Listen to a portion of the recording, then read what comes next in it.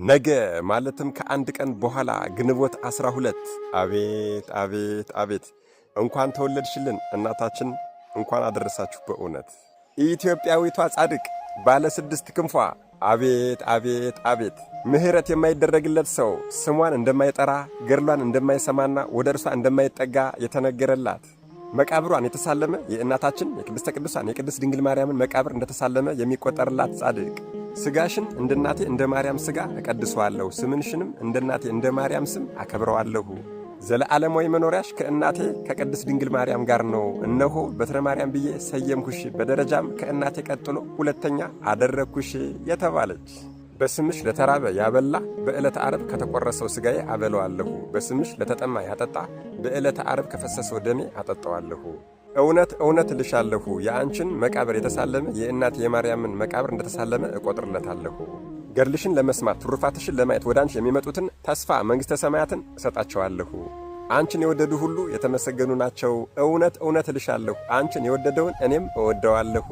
የባለሟልነትን ጸጋ አጎናጽፌሻለሁና አንቺን የወደዱ በሙሉ የተመሰገኑ ናቸው የተባለች የሰው ልጅ በድጋሚ ወደ ኩነኔ እንዳይገባ ሰይጣንን ማርልኝ ያለች ሩህሩህና የዋህ እናት እናቴ ማርያም ለእኔ እናት እንደሆነችኝ እናት ትሁንሽ፣ ጡቷን እንዳጠባችኝ ጡቷን ታጥባሽ፣ እንዳቀፈችኝ ትቀፍሽ፣ እንዳዘለችኝ ትዘልሽ የተባለች መድኃኔዓለም ኢየሱስ ክርስቶስ ከቀኝ ጎኑ በፈሰሰው ደም ግንባሯ ላይ ስሉስ ቅዱስ የሚል ማኅተም ያተመላት ይህም እንደ ፀሐይ ሲያበራላት የኖረ ይህች ስም አጠራሯ የከበረና የከበደ ታላቋ እናታችን ኢትዮጵያዊቷ ጻድቅ ባለ 6 ክንፏ እናታችን ቅድስት ክርስቶስ ሰምራ አንደኛ የተወለደችበት የልደት በዓሏ፣ ሁለተኛ ታላቅ የሆነ የቃል ኪዳን በዓሏ፣ ሦስተኛ ደግሞ ከ10,000 በላይ ነፍሳትን ከሲኦል ያወጣችበት ክብረ በዓሏ ነው።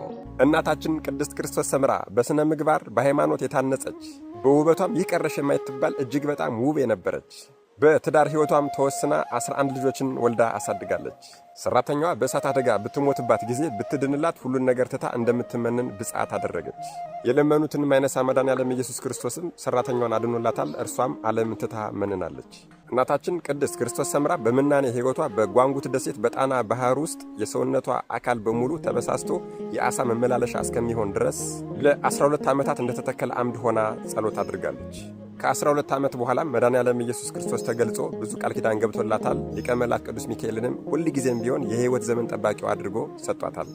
እናታችን ቅድስት ክርስቶስ ሰምራ ብሔረ ሕያዋንና ብሔረ ብፁዓን በፈለገችው ጊዜ እየሄደች ከቅዱሳኑ ጋር እየተነጋገረች ትመጣ ነበረ። እናታችን ቅድስት ክርስቶስ ሰምራ የሠራችው ታሪክ ቢወራ ቢወራ ቢወራ አያልቅም። እጹብ ድንቅ ነው። መድኃኔዓለም ኢየሱስ ክርስቶስ እርሷን ሠራኤ ካህን ሆኖ ቀድሶ ያቆረበበት ቀን አለ። በየዕለቱም 3,000 ነፍሳትን ከሲኦል እንድታወጣ ፈቀደላት። ከዕለታት አንድ ቀንም የቅዱሳን ገድላቸውና ቃል ኪዳናቸው ሲነበብ ሐሰት ነው የሚሉ አሉ አለችው። እንግዲህ እንደነዚህ ያሉትን ትምራቸዋለህ ወይስ አትምራቸውም አለችው። ጌታም በንጹሕ ልብ ሆነው ያለመጠራጠር የሚሰሙትንና ይሁንልኛል ይደረግልኛል የሚሉትን ወደ መንግሥት ያስገባቸዋለሁ፣ ሐሰት ነው የሚሉትን ግን በፍጹም አልምራቸውም፣ ክፍላቸውም ከነ አርዮስና ከነ ሰባልዮስ ጋር ነው አላት። እናታችን ቅድስት ክርስቶስ ሰምራ የተወለደችው ግንቦት 12 ቀን ሲሆን እዚህ ምድር ላይ የኖረችው ለ375 ዓመት ነው። የዕረፍት ቀኗም በሐዲስ ሐዋርያ በአቡነ ተክለ ሃይማኖት የዕረፍት ቀን ነሐሴ 24 ነው። በዚህ ነሐሴ 24 የዕረፍት ቀኗም መድኃኔዓለም ኢየሱስ ክርስቶስ ተገልጾ ከላይ የጠቀስኳቸውን ቃል ኪዳኖች በሙሉ ገብቶላታል።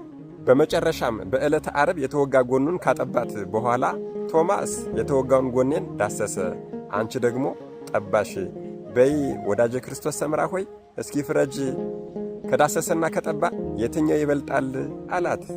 በጣም ይገርማል። ይገርማል ከማለት በላይ ምን ልንል እንችላለን? መድኃኔዓለም ኢየሱስ ክርስቶስ ሆይ ከእናታችን ከቅድስት ክርስቶስ ሰምራ ረድኤት፣ በረከት፣ ምልጃ፣ ቃል ኪዳን፣ ፍቅርን አሳትፈን። አሜን። ይቆየን።